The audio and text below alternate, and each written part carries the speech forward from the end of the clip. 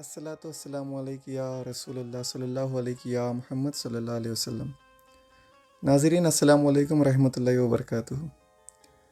ناظرین، آج میں آپ کے سامنے ایک اللہ کے وہ اعلیٰ ترین ولی جو دکن کے حصوں میں آرام فرما رہے ہیں، جن کے در سے ہر روز عقیدت مند حضرات فیض در فیض پاتے ہیں، آئیے ہم ان کی اعلیٰ ترین زندگی کے بارے میں جاننے کی کوشش کرتے ہیں، اور وہ لوگ جو ان سے محبت رکھتے ہیں، جو ان کے بارے میں چند معلومات نہیں رکھتے ہیں، اس کے بارے میں بھی ہم لوگ روشنی ڈالنے کی کوشش کریں گے۔ اور جو نئے حضرات جو دنیا کے الگ الگ خطوں میں رہتے ہیں اور غوث پاک علیہ السلام کے سلسلے سے محبت رکھتے ہیں، ان تک یہ بات کو عام کرنے کی کوشش کریں۔ میرا بولنے کا مطلب ہے، ہندوستان کے دکن کے حصے میں جو سلطان دکن کے نام سے جانے جاتے ہیں، عقیدت مند حضرات ان کو سلطان بابا بھی کہتے ہیں، اس پیاری ہستی جنہوں نے کئی دنیا کے علاقوں میں رہنے والوں پر اپنا فیض جاری و ساری فرمایا ہے۔ میں یہ ایسے ہی نہیں کہہ رہا ہوں، میں آپ کے برعکس اس کے چند ثبوت بھی رکھنے کی کوشش کروں گا، جو ہسٹری میں کئی لوگ اس در سے فیض پا کر اونچے سے اونچا مقام حاصل کیے ہیں، ان کے میں آپ کو ریفرنس بھی دینے کی کوشش کروں گا، تاکہ اس در سے آپ سب عقیدت زیادہ سے زیادہ بڑھائیں اور جو اب تک مانگے ہو اس سے بھی زیادہ مانگنے کی کوشش کریں۔ یہ وہ دربار ہے جہاں سے ہر ایک چیز کی فریاد پوری ہوتی ہے۔ اگزامپل، اگر صحت مند کی پرابلم ہے تو وہ بھی یہاں سے عطا ہوتی ہے، اگر کسی کو جوڑے کی نسبت سے پرابلم ہے تو وہ بھی اس در سے مراد کامل ہوتی ہے، اور اگر کسی کو شریعت، حقیقت، طریقت اور معرفت کی طلب ہے وہ بھی اسی در سے عطا ہوتی ہے۔ کرم ہے سرکار غوث پاک علیہ السلام کا، جو ہمیں اپنی غلامی میں عطا کر کے اس در سے نسبت دلوا دی، جس سے ہم کو جان سے بھی زیادہ الفت، محبت اور عشق ہے۔ جیسا کہ میں نے کہا کہ اس در سے بہت سارے لوگ ہر طرح کے مرادیں پائے ہیں، تو میں ایسے ہی نہیں کہا ہوں۔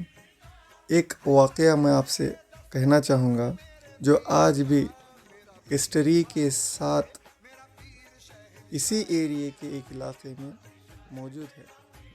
میرا کہنے کا مطلب ہے کہ ایک بزرگ عورت جو اس در کے صحن میں پاک صفائی کا خیال رکھتے تھے اور سرکار سلطان دکن کی غلامی میں اپنے آپ کو سپرد کر دیے تھے، ان کو سلطان سرکار نے اتنا بڑا مقام عطا کیا، آج ان کے تربت پر کئی عاشق عرس و سندل مناتے ہیں۔ اس درگاہ کا نام ہے راج بی ماں رحمۃ اللہ تعالیٰ علیہ۔ یہ صرف صحن میں پاک صفائی کی ذمہ داران تھی، اور صرف قادری سرکار کے سلطان دکن سے بے حد عشق محبت کرتے تھے، اور ان کی عقیدت کا یہ عالم تھا کہ اپنی ساری زندگی انہوں نے اسی در پہ گزر بسر کر دی۔ بدلے میں انہوں نے کیا پایا؟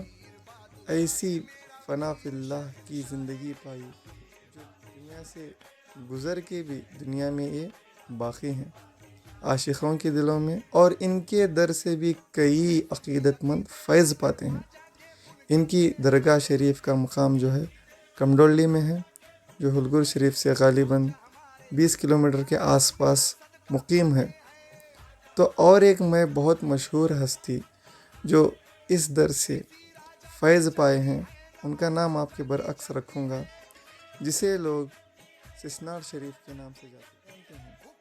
تو ان کی بھی عشق کا یہ عالم تھا، جو حضرت کو اپنے آقا مان بیٹھے تھے، اور ان کے ہی دعاؤں سے شریف خاندان کا ایک سسنار میں اولاد کی طلب میں کئی جگہ منت اور سماجت کرتے تھے، سسنار شریف انہی کے در سے فیض پائے ہیں۔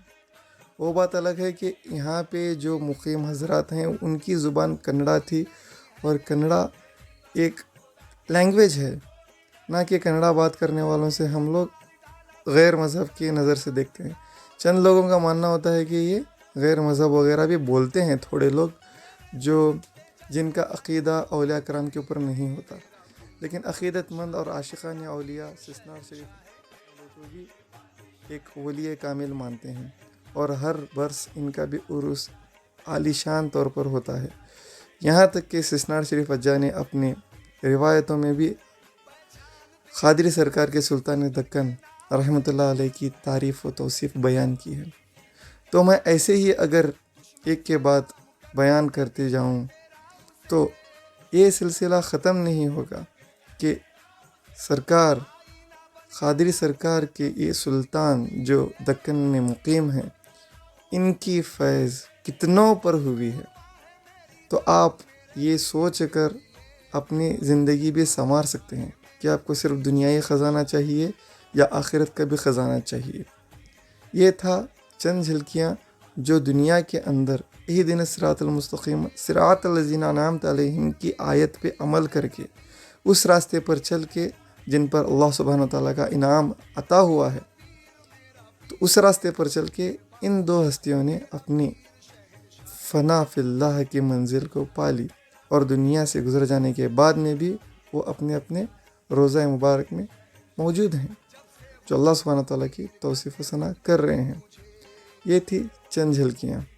اور میں آپ کو اگر ظاہری زندگی کے بارے میں آپ کو اگر کہوں تو آج بھی اگر آپ اس در میں رات کے 1 سے 4 بجے کے بیچ اگر وہاں پہ جائیں گے تو غیر قوم کے ایک بھائی ہیں جو آج بھی دربار کو آتے ہیں اور صحن کی پاکیزگی کا خیال رکھتے ہیں، جن کا ماننا ہے کہ کئی دربار کو گھومنے کے بعد وہ سکون نہیں ملا جو اس در سے سکون ملا ہے۔ تو یہ وہی کیفیت جان سکتے ہیں، اسے کسی کتابوں میں یا نہیں تو کسی حوالوں میں دکھانے کی ضرورت نہیں رہتی، اور نہ ہی ایسے عاشق کسی حوالے کے محتاج ہوتے ہیں۔ انہیں فیض مل گیا ہے، وہ اولیاء کرام کے ہو گئے اور اولیاء کرام ان کے ہو گئے۔ اولیاء کرام کسی غیر مذہب کو بھی درکنار نہیں کرتے، یہ نہیں دیکھتے کہ وہ کس مذہب سے ہیں، یہ دیکھتے ہیں کہ ان کے دل میں اللہ سبحانہ تعالیٰ کی محبت ہے یا نہیں ہے۔ اولیاء کرام کو چاہنا اور محبت کرنا یہ ایک ایمان کی عین نشانی ہے۔ اگر ولیوں سے محبت نہیں تو اس کے دل میں ایمان نہیں۔ یہی قرآن شریف میں بھی کئی بار کہا گیا ہے کہ میرے ولیوں سے جو محبت کرے گا وہ میرا فرما بردار ہے۔ اگر کسی نے میرے ولیوں کے ساتھ بے ادبی کی تو سمجھ لو کہ اس نے مجھ سے جنگ کی۔ یہ قرآن شریف میں اللہ سبحانہ تعالیٰ کا فرمان ہے۔ فرمان کے مطابق سب لوگوں کو سمجھ جانا چاہیے کہ اولیاء کرام کا مرتبہ ہوتا کیا ہے۔ میں آپ کو مثال دوں، جو آج سیم 1 سے 3-4 بجے کے درمیان ایک مسلم بھائی آتے ہیں جو آج بھی وہ زیارت کرتے ہیں وہاں پہ۔ آپ اگر چاہو تو اس درمیان وہاں پہ جا کے اگر آپ کو طلب ہے تو جا کے آپ ان سے ملاقات کا شرف حاصل کر سکتے ہیں، جن کو ہبلی کے مشہور ایک اعلیٰ سے اعلیٰ ترین ہاسپٹل کے ڈاکٹر نے کہہ دیا تھا کہ ان کا جینا ممکن نہیں ہے، چند ہی روز میں ان کی موت ہو سکتی ہے۔ وجہ یہ تھی کہ انہیں موت کینسر ہو گیا تھا۔ تو اس بیماری کو دیکھتے ہوئے انہوں نے جب ساری ہاسپٹلس میں ریسرچ کی، کھوج کی، تو انہیں غالباً 9 سے 10 لاکھ روپے کا خرچ کی تجویز پیش آئی، جو ہاسپٹلس میں اتنی فیس کا اسٹیمیشن انہیں بتا رہے تھے۔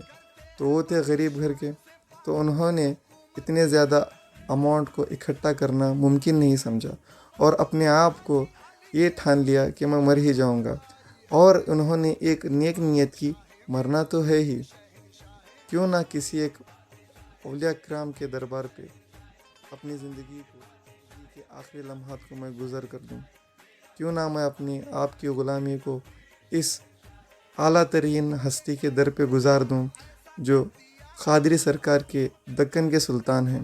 تو یہ سوچ کر انہوں نے اپنی زندگی خدمت میں ڈال دی اور وہ پھول شریف کے دربار میں اپنی زندگی گزر بسر کرنے لگے۔ 2-3 مہینے کا وقت دیا تھا ڈاکٹر نے کہ وہ گزر جائیں گے، انتقال کر جائیں گے۔ 2-3 مہینے کے عرصے کے بعد میں بھی جب ان کو ڈیتھ نہیں آئی تو انہوں نے ایک روحانی طاقت محسوس کی۔ تو اس روحانی طاقت کی بنیاد پر انہوں نے سوچا کہ میری بیماری کیا کم ہو رہی ہے؟